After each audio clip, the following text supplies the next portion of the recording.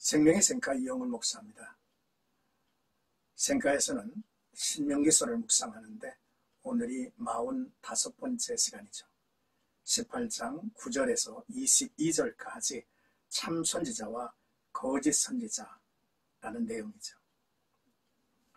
모세는 지금까지 우상 숭배 금지에 관하여 수차례 반복하여 교훈했습니다. 오늘 본문에서도 이방인의 가증한 풍습 가운데 미신적이고 주술적인 행위를 본받지 말도록 강력하게 경고합니다. 즉 모세는 본문에서 가나안의 7족속이 가나안에서 쫓겨날 수밖에 없었던 원인을 밝히고 그들의 사악한 행위를 이스라엘이 본받지 말도록 당부합니다. 특히 참 선지자와 거짓 선지자를 구별하는 기준을 설명하고 있죠. 먼저 9절에서 14절까지는 너는 그 민족들의 가증한 행위를 본받지 말 것이니 라는 내용입니다. 모세는 이스라엘 백성이 가나안 땅에 들어간 후 가나안 토속 종교들 곧 자식들을 불 가운데로 지나게 하여 화형에 처하는 종교의식, 점쟁이, 기륭을 말하는 자나 요술하는 자, 무당이나 신언자, 신접한 자, 박수, 초혼자 등을 절대 용납하지 말고 그런 이방 풍습을 본받지 말라고 했습니다. 이들을 따르는 행위는 여호와께서 가증히 여기신다고 했습니다. 그리고 이런 가증한 일로 말미암아 네 하나님 여호와께서 그들을 네 앞에서 쫓아내시느니라 라고 가나안 족속의 이제 멸망을 이러한 원인 까닭임을 지적을 하셨습니다. 만약 이스라엘 백성이 가나안 민족의 행위를 본받아서 죄에 빠지게 되면 그들 역시 하나님의 진노를 받아 그 땅에서 쫓겨나며 멸망하게 될 것이라는 내용이죠. 이제 15절에서 19절까지는 나 같은 선지자 하나를 일으키시리니 라는 내용입니다.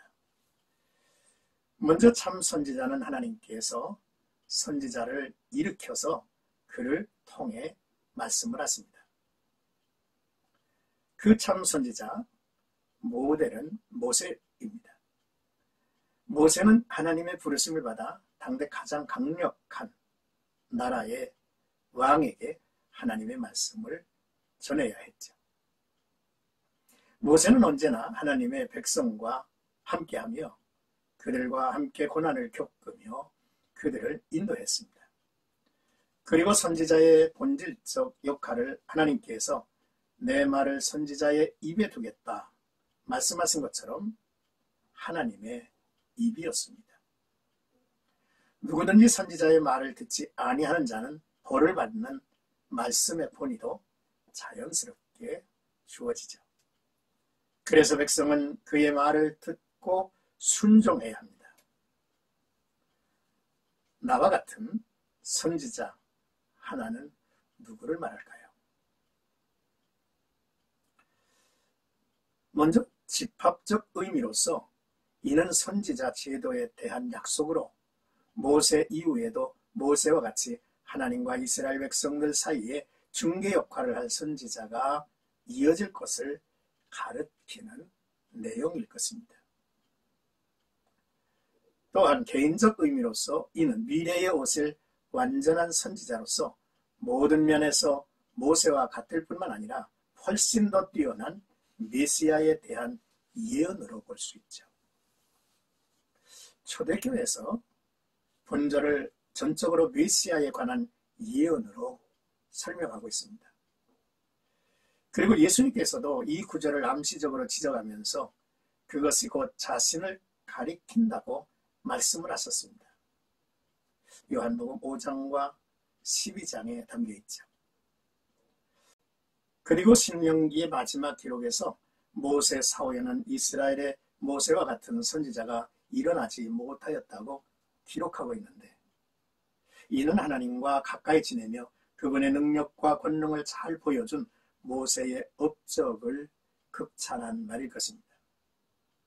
그러나 이 모세보다 뛰어난 한 사람, 한 분 계시니 만왕의 왕으로 온 인류의 유일한 대제사장으로서 그리고 참 선지자로서 오신 메시아를 신약성경은 전하고 있습니다. 끝으로 20절에서 22절까지는 제 마음대로 내 이름으로 전하는지를 살펴보라는 것이죠. 거짓 선지자란 하나님께서 명하시지 않은 말을 하나님의 이름으로 빙자하여 말하는 자들입니다. 그럴 때 우리는 마음속으로 그의 말이 여호와께서 이르신 말씀인지 아닌지 우리가 어떻게 알 수 있겠느냐라고 하는 의문이 들 수 있다는 것입니다. 그때 그들이 전하는 말이 증험도 없고 성취함도 없으면 이는 여호와께서 말씀하신 것이 아니라고 이제 말씀을 하셨습니다. 정리를 해보면요. 첫째로 하나님의 말씀을 바로 전하는지 아니면 다른 교훈을 첨부하는지를 살펴봐야 합니다. 둘째, 하나님의 이름으로 주의 이름으로 가르치는지 아닌지를 보아서 알 수 있죠. 셋째로 말씀의 성취와 증험 여부로 알 수 있다 하셨습니다. 사랑하는 생각가족 여러분, 오늘날에도 여전히 적용되는 말입니다. 그런즉 성도들은 이상의 방법으로 교회 내에 이단 속임수를 막고 하나님의 말씀만이 굳게 서도록 이제 애써야 할 것입니다. 사실 참과 거짓을 분별하는 일은 쉽지 않습니다. 우리는 그 말이 성취되었는가의 분별이 어렵기 때문이죠. 눈을 흐리는 부분적인 가짜 성취도 있고 참 선지자의 말이라고 해도 매우 더디게 이루어지면 오해받고 핍박도 받을 수도 있기 때문이죠. 그러므로 우리 편에서 최선의 노력을 하지만 하나님의 지혜를 구할 수 있어야만 합니다. 사실 우상 숭배 및 미신적 행위는 모양은 다르나 교회 안에 깊숙이 들어와 있다고 하는 사실을 우리는 경계해야 합니다. 이는 하나님의 권위에 도전하고 창조질서를 파괴하는 행위일 뿐만이 아니라 비윤리적이기 때문에 반드시 주의 몸된 교회에서 척결돼야 하죠.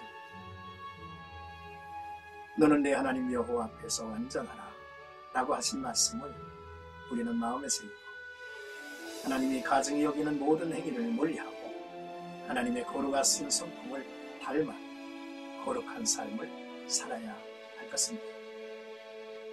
거룩함은 우리의 힘으로 불가능한 일이죠.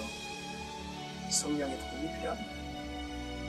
이스라엘은 여러 부분에서 속된 것, 정결한 것, 거룩한 것으로 구별하죠. 거룩은 하나님께 온전히 드려진 것을 의미합니다. 온전한 헌신이 거룩이죠. 사한 제물로 하나님 앞에 드려지는 것이 거룩한 것이 되는 것입니다. 온전한 헌신이 온전한 사랑과 또 동기의 순수성을 품게 할 것입니다. 오늘도 나와 여러분들의 삶 속에 하나님이 함께 하시는 놀라운 영광 가득하시기를 주의 이름으로 축복합니다.